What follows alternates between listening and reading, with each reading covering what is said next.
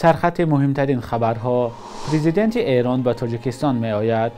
عربستان سعودی گفته است برای بنیاد راغون 100 میلیون دلار قرض می دهد. و پرزیدنت آمریکا خواستار توقف بشردوستانه در غزه شد.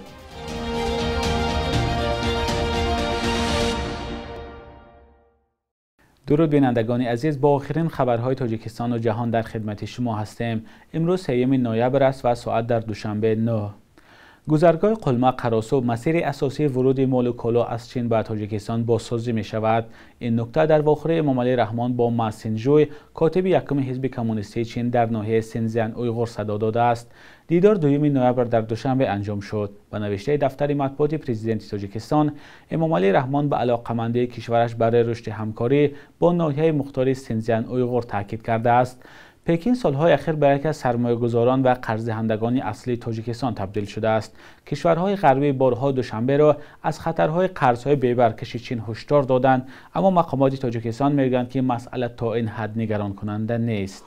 ابراهیم رئیسی پرزیدنت جمهوری اسلامی ایران هفته آینده به دوشنبه می‌آید. در این باره دفتر مطبوعات پرزیدنت تاجیکستان خبر داده است.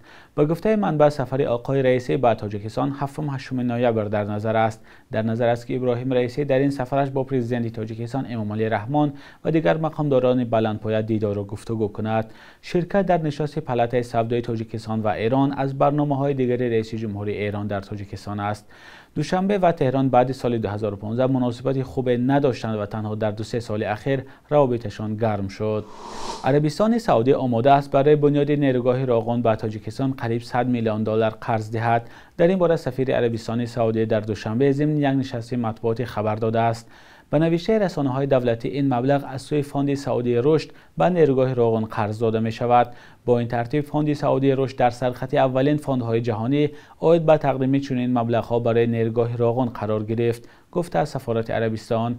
اما درباره شرط و شرایط این قرضدهی چیزی گفته نشده است. روشن نیست که عربستان سعودی قریب 100 میلیون دلار را با کدام شرط‌ها به تاجیکستان می‌دهد.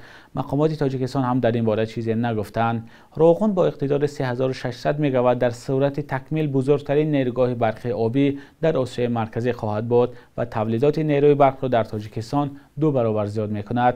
ساختمان این نیروگاه از دوره شوروی آغاز یافته بعداً قطع شد. تاکنون 2 چرخه این نیروگاه به کار درآمده است. در شهر بخارا که قبلا آن را مرکز اسلام آموزی و مخزن علم آموزی در آسیای میانه می‌دانستند، حالا اکثر آن بناها را به بازار و یا مرکز هنر تبدیل دادند. معماران بخارا میگویند که اکنون برای بازسازی مسجد و مدرسه‌های قدیمی دست به کار شدند و طبق برنامه حکومتی در اکثر آنها را باز می‌نمایند، اما نه در شکل تعلیمگاه.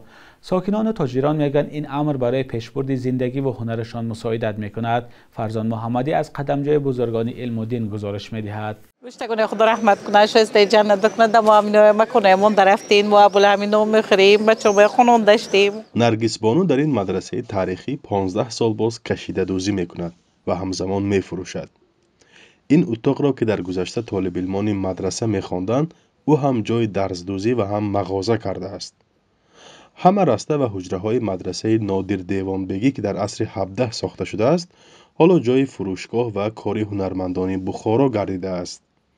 هم تماشاگرم میدارن، هم چیزای منبعم، چون که من چیزام همیشه کار دستی، بخار و پختیش، این چیستی پخته، چیستی 100% شوب، کراسکوش ناتورال نه، هم برای اوج کرده و کرده خرسان شده، بیت برای چیزام، شتم بیچی نمیشد. مدرسه کوکالداش هم که زمان در آن احمدی دانش، صدرالدین عینی و عبدالرؤوف فطرت تحصیل کرده است، حالا مکان تاجران و خریداران و هم سیاحان شده است. 2002 سال با اومدگی من اینجا با همین کشته دوختن، گفته همین چی هست دوزندگی، هم نویا ما خودم میدوزم. این دخترم به یاد دادگی، همین قطعه سالوزه کار کرشتیم. همه هنرمندان اینجا گرفتگی. اکثر هنرمندان و تاجران میگویند در چنین جایهای مقدس نشسته کار و تجارت کردن حال و هوای خود را دارد و احساسی عجیبی میبخشد.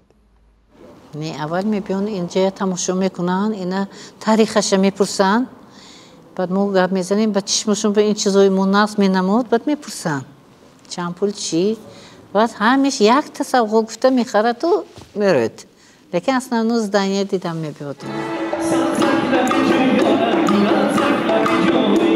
شهر بخارا را تا هجوم ارتش سرخ با راهبری میخائیل فرونزه در سال 1920 زادگان آسیای میانه مرکز اسلام و دین و مکان آموزش علمها می‌دانستند. هر یک کوچه و گذر آن دارای مسجد و مدرسه و یا عبارت از بناهای تعلیمی قدیمه است. به گفته ساکنان بخارا این بناهای تعلیمی قدیمه اساساً در دوره شوروی سمت فعالیتش را دیگر کرده و یا بسته شدند. تو 16 سال 24 درس مدرسه محکم بود. قفو بود. محکم بود. انا حاضر реставрация کرده هنرمندا بود داشتین که این هم توریست میبینه درون شهر شوریشه. هم خلق مردمی بخارا با که هم هنرش گم نمیشود. از هنرش بهره‌مند مییابد. هم معنوی هم اقتصادی. من هم تویل میکنم چون که اقتصاد شد که وابسته همیش میشود همیش معنوی اقتصادی وابسته شد که خیال کنم که درست است. در این ولایت که در ردیف شهر سمرقند مرکزی تمدن خلق تاجیک نیز نام میبرند، مقبره و آثارخانه دهها متفکران و عالمان دین قرار دارند. در بخارا بیشتر از 800 یادگاری‌های تاریخی و باستانی قرار دارد و مقامات ازبکستان نصف زیادی آن را برای معرض سیاحان بازسازی دارند. مسئولان شرکت‌های گردشگری این شهر از آن خوشنودند که سال تا سال مزاجانشان بیشتر می‌گردد. ولی در برابر این حالا تنها مدرسه میر عرب همچون آموزشگاه دین اسلام باقی مانده است و یک مدرسه دیگری زنانه. مسئله‌ای که اکثر روشنفکران و عالمان دین را در تشویش گذاشته است. جو بایدن رئیس جمهوری آمریکا میگوید که در جنگ بین اسرائیل و حماس باید توقف بشردوستانه صورت بگیرد تا کمک‌های انسانی به نیازمندان برسد و گروگان‌ها و زندانیان رها شوند. بایدن این مطلب را روز چهارشنبه در مراسم جمع‌آوری پول برای معرکه انتخاباتی ریاست جمهوری سال 2024 زمان بیان کرد که یک تن از اعتراضگران سخنرانی او را قطع کرد و خواستار آتش بس در غزه شد. بایدن در پاسخ گفت که به باور او نیاز است تا در جنگ جاری بین اسرائیل و حماس یک توقف بشردوستانه صورت بگیرد و به گفته او فرصت برای کمک رسانی و آزاد کردن گروگان‌ها و زندانیان فراهم شود. اسرائیل هنوز به درخواست‌ها برای آتش بس یا توقف در جنگ به هدف رساندن کمک‌ها به غیر نظامیان فلسطینی پاسخ مثبت نداده است. شب گذشته ارتش اسرائیل خبر داد که شهر غزه را پره محاصره کرده به موقع‌های گروه حماس ضربه می‌زند. اسرائیل از کشته شدن 130 نیروی حماس و 19 سرباز اسرائیل خبر داد. در جنگ نو بین اسرائیل و حماس از طرف اسرائیل بیش از 1400 کس کشته و بیش از 200 تن دیگر به اسارت افتادند.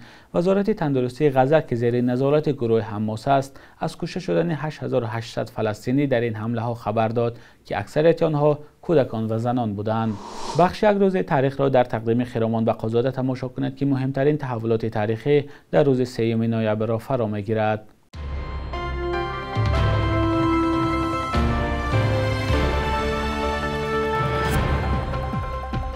روز 3 نوامبر سال 2014 терминали нави фурудгоҳи байналмилалии Душанбе ба истифода дода шуд. Ин терминал бо кӯмаки молии Фаронса сохта шуд, ки дар доираи амалиёти мубориза бо терроризм дар Афғонистон бо Тоҷикистон ҳамкории наздик барпо карда буд. Барои бунёди ин терминал 39 миллион евро сарф шуд. Аз ин терминал ҳар ҳафта даҳо парвоз ба самти Русияву Олмон, Туркияву Чин ва бархе дигар кишварҳо сурат мегирад.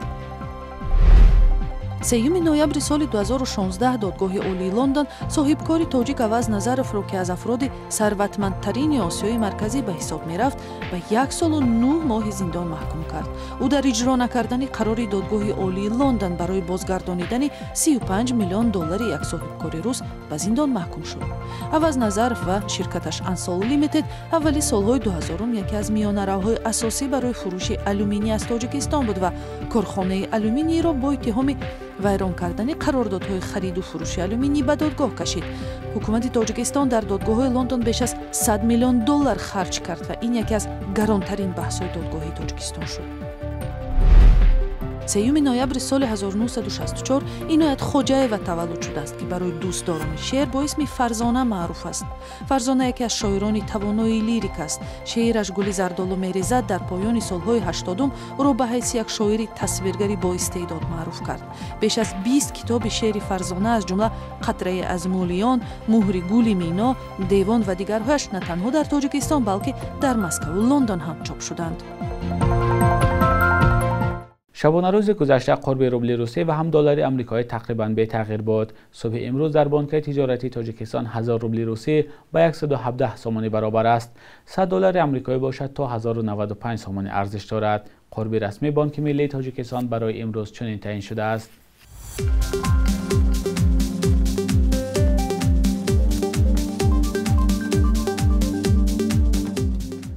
بینندگان عزیز، این آخرین برنامه نوی در هفته روان بود. روزهای استراحت می توانید خبرهای آخرین را از سامانه رادیوی آزادی با نشان azadi.org مطالعه کنید. خدا نگهدارتان.